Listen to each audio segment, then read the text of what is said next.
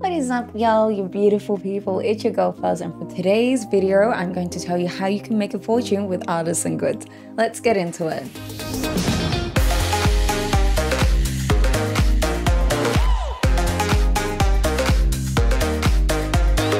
So the first thing you want to consider with making a lot of money with artisan goods is to be sure to be leveling up your farming skill.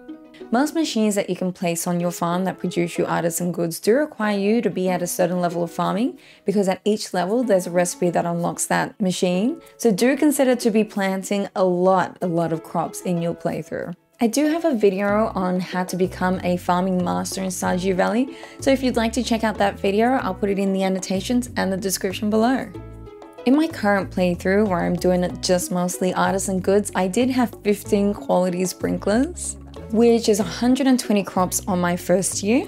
And then later in my playthrough, around second and third year, I did replace those with 18 iridium sprinklers, where I was planting 432 crops. You don't have to be at that level to be at the level that I'm considering, but do look into planting as much as you can. Do be considering planting crops that make you more money, because generally the more money they make you, the more XP they give you. And do remember that that XP is given to you when you harvest the crops, so be sure to be planting either using speed grows or planting plants that regrow so you can level up as quickly as you can. At level 5, when you do get to consider what profession you want to go down, do be sure to select tiller, where crops will be worth 10% more, because at level 10, it'll give you another 2 options for your profession, and you can choose artisan, where artisan goods are worth 40% more. And this is how we're going to make your fortune. Here are the machines that become available on your farming path that produce you artisan goods. Now I'm going to try and make long stories short, so I'll try and get straight to the details with each of these. You ready? Here we go. At level 2 of farming, you unlock mayonnaise machine. It's important to get yourself a coop and a silo when these become available, because you can turn eggs into mayonnaise. Now normal eggs like eggs, large eggs, golden eggs, and ostrich eggs will take 3 hours to make normal mayonnaise. Duck eggs will create duck mayonnaise in 3 hours. Void eggs create void mayonnaise in 3 hours. And dinosaur egg creates dinosaur mayonnaise in 3 hours. Essentially, most of the eggs, when turned into a mayonnaise, will quadruple in value when turned into mayonnaise. And the mayonnaise that sells for the most and only doubles in value when turned into mayonnaise is the dino mayonnaise, which at normal quality and not being affected at level 10 of farming can sell for 800 gold. Next, we have the bee house at level 3 that produces honey from beehives. Now honeys are produced between 3 to 4 days, and if there's a certain flower planted right next to that bee house, that honey will turn into that type of flower honey, and that will sell more. Essentially, you can plant the bee houses anywhere outdoors, but do consider to put flowers next to them so they can be worth more. Preserve jars, which will be one of your best friends, is unlocked at level 4. You can turn veggies into pickles and fruits into jams. It essentially increases the value of that fruit and veg by double and plus 50 gold on top.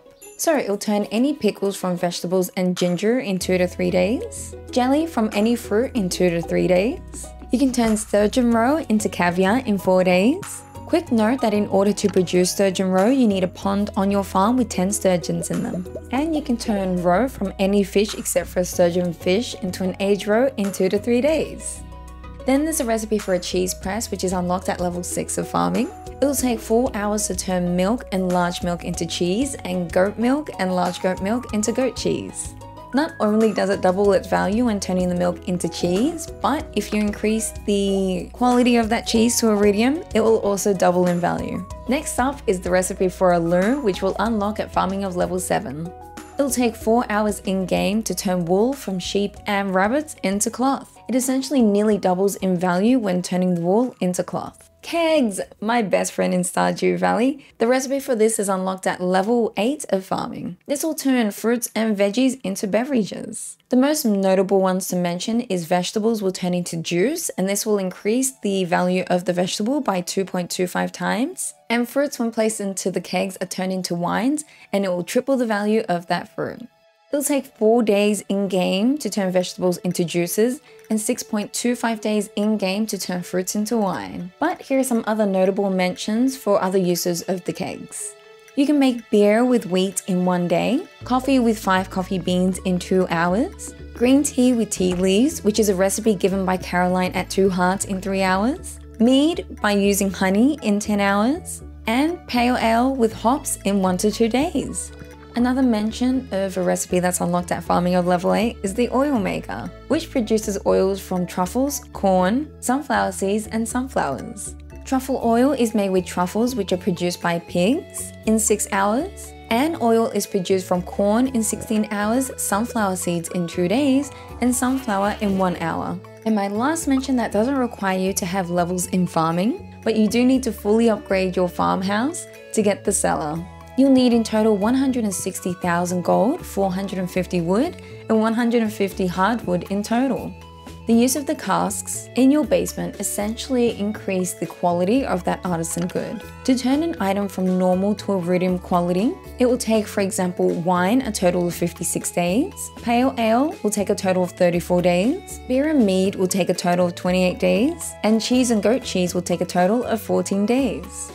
The point of aging not only increases the stats of the health and energy regen from that item, but also increases the value of that item. Essentially, all the items that I mentioned when raised from normal to iridium will double in value.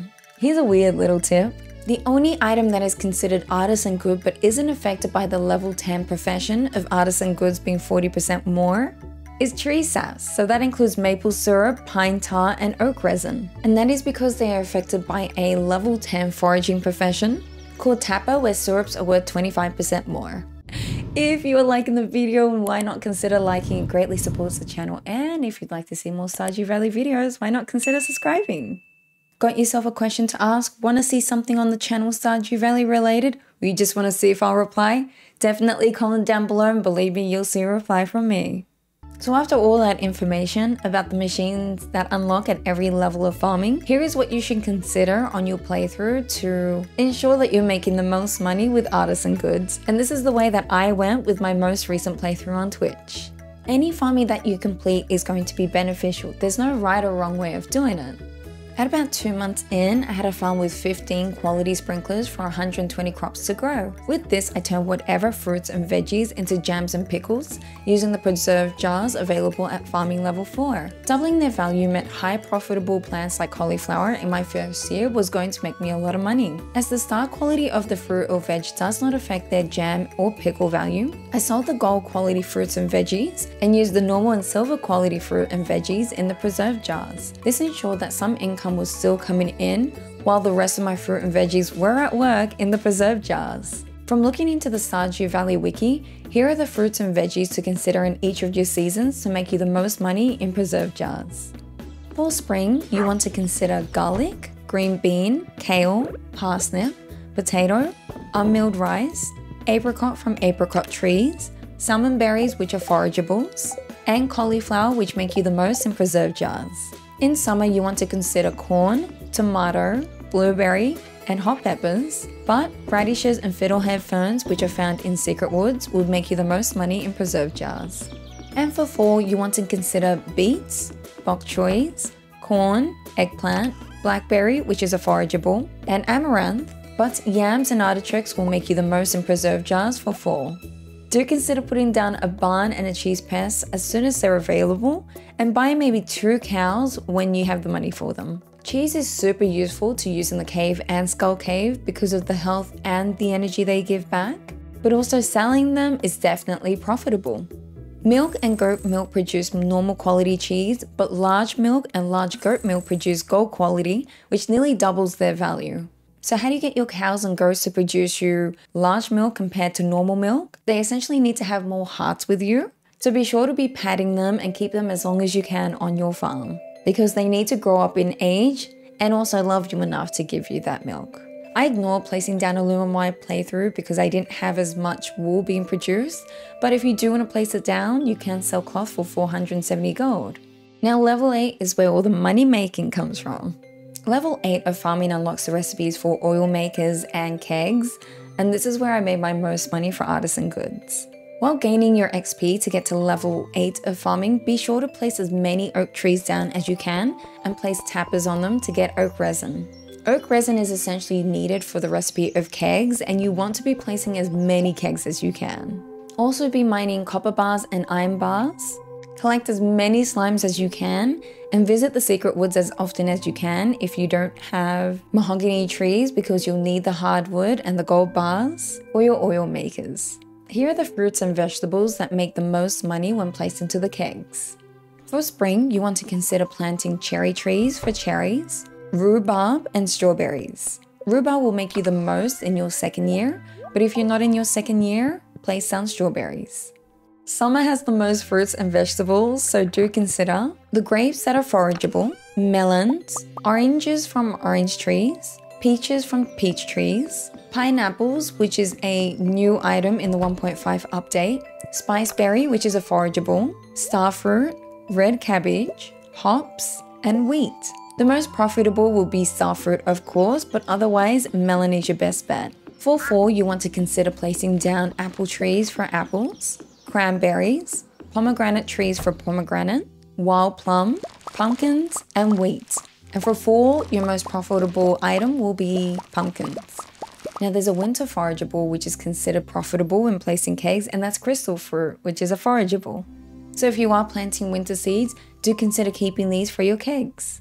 You've also got oil makers which are unlocked at level 8 as well. And it will be useful to own some pigs in your barns. I had about 2 pigs in maybe my second year, as truffles make truffle oil which sell for 1,065 gold. Casks are important if you're patient and want to produce better quality items. I mainly put my wines, cheese and goat cheese to age in there. Now here is how I made 1 million gold in Stardew Valley in 6 months in game, or 1.5 years. You want to unlock the greenhouse as soon as possible, which is the pantry bundle in the community center, and the vault room, which unlocks the bus repair to the desert as soon as possible. Buy starfruit seeds from the desert trader, however many you want, but I bought 10 at first. At level 9 of farming, the recipe for a seed maker became available. Instead of buying seeds all the time, grow the starfruit and make more seeds using the grown starfruit in the seed maker. Continue this process until you have enough starfruit planted and enough to make whatever is reserved into wines. Also, if you hand in ancient seed into the museum, use the one seed that is gifted to you from Gunther in the greenhouse. I made my greenhouse eventually half ancient fruit and half starfruit. If you either want to go the ancient fruit or the starfruit way, either way is fine. Just remember that ancient fruit does regrow after 7 days once it's fully grown at 28 days, but starfruit does need to be replanted once it's grown in 13 days. I bought deluxe bee growers from Pierre's for 150 gold to cover all the plots in the greenhouse, which essentially shortens the time of each of the plants' growth. Make kegs while waiting for the growth, and be sure to be producing cheeses, jellies and jams in your cheese presses and preserve jars in the background.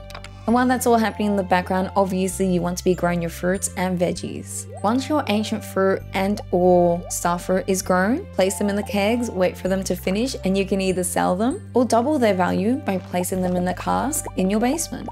Starfruit wine at iridium quality will sell for 4,500 gold, and ancient fruit wine sells for 3,300 gold. Now, if you want to know how to make 1 million gold from just your starfruit or ancient fruit wines, you'll need 159 iridium starfruit wines to make 1 million, or 318 normal starfruit wines. However, you'll need 216 iridium ancient fruit wines to make 1 million, or 432 normal ancient fruit wines. Ensure that the plants that I mentioned for the preserved jars and kegs are growing to ensure that you're making other artisan goods while trying to wait for your starfruit wine and ancient fruit wine. Otherwise, planting any other plant is a good idea to get your farming level to level 10. Ensure that you're selling your gold quality fruit and veggies and saving your normal and silver quality fruit and veggies for the kegs and the preserved jars. By winter of year 2, my greenhouse was full. My coop had 1 rabbit, 1 voided pigeon, 1 duck, 3 chickens and 1 dino, and my barn had 4 cows, 1 goat and 1 pig. Both my barn and coop had room for improvement, but producing cheese and mayonnaise daily was my main task. And essentially that's all I was doing. I did spend a lot of my time on the farm, and I did play with quality of life mods, and one of those was Automate. If you are interested to see my latest video on my top 5 mods from March of 2021, I'll put it in the annotations above and in the description. Just be sure that you are planting a lot of crops, and every time you do level up, check out the recipe that is unlocked And if it's something that you see that's profitable, place it down, give it a go and see how much money it makes you. Artisan goods will always make you a lot of money, and with level 10 increasing that value even more, you can't go wrong. And that is all folks for today's video. Thank you so much for all the support, and thank you for making me reach 1,000 subscribers on YouTube. This is definitely crazy and I love your faces. Thank you so much for all the support you guys have given me so far.